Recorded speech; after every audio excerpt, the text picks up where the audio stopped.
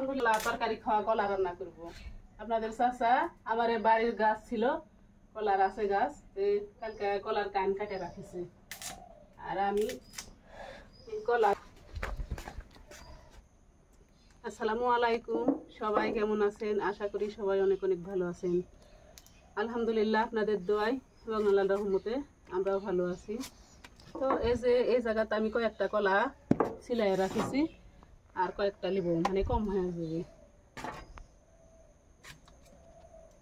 এইভাবে প্রথমে কলার কুচাগুলো সিলাই দিব।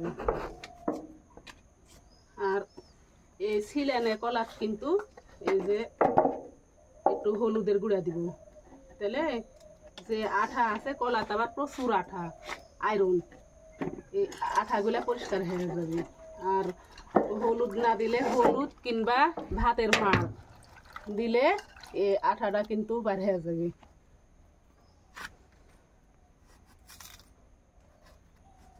তো আমার আবার বেশি সকালে উঠে রান্না করা লাগে, কারণ কালকে রাত্রে আমি রান্না করিনি, একটু অসুস্থ ছিল, ভালো লাগলো না, ওই জন্য রান্না করবো। কারণ সকালে না রানলে, আমরা গ্রামের মানুষ তো সকালে উঠে আমার বেশি কাজ, মানে যতই গরিব হই তারপরেও এই যে মাটির বাড়ি, সকালে উঠে ঝাড় দেওয়া, থালবাটি মাজা, মানে অনেক কাজ থাকে। আর যারে গরু ছাগল আছে তারে তো আরো বেশি কাজ। আর যেদিন পান ভাঙে সেদিন পান ঘুষা লাগে, ওই জন্য সকালে উঠেই বেশি রান্না করা লাগে। সকালে উঠে রান্না করলে পরে আর ঝামেলা হয় না, সকালে রান্না করে আবার বিকালে রান্না করলে হয়ে যায়। ওই জন্য আর আমার বেশিরভাগ সকালেই রান্না করা পড়ে।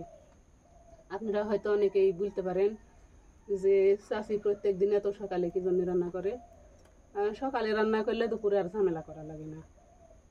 আর পান ভাঙলে পান গুছা লাগে, যেদিন পান ভাঙতে যাবে সেদিন কিন্তু আমার আগেই রেডি হয়ে বসে থাকা লাগবে পান গুছার জন্য, রান্না বান্না করে। এই যে এই জায়গাতে আমি কয়েকটা মাছ, সিলভার কাপের মাছ বড়, তো মাছটা অল্প অল্প করে দুই চাকা দিয়ে আমি অল্প অল্প করে রান্না করি, কারণ 2 দিনে খাইয়া শেষ করে দিলে তো আর হবে না, তাই জন্য একটু একটু করে তরকারি দিই।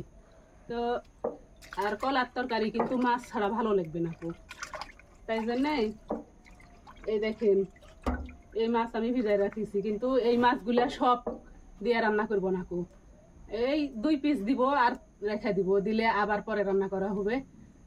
তো কার কার এই কলার তরকারি, কাঁচা কলার তরকারি পছন্দ অবশ্যই কমেন্ট বক্সে জানাবেন। আল্লাহ হাফেজ সবাইকে।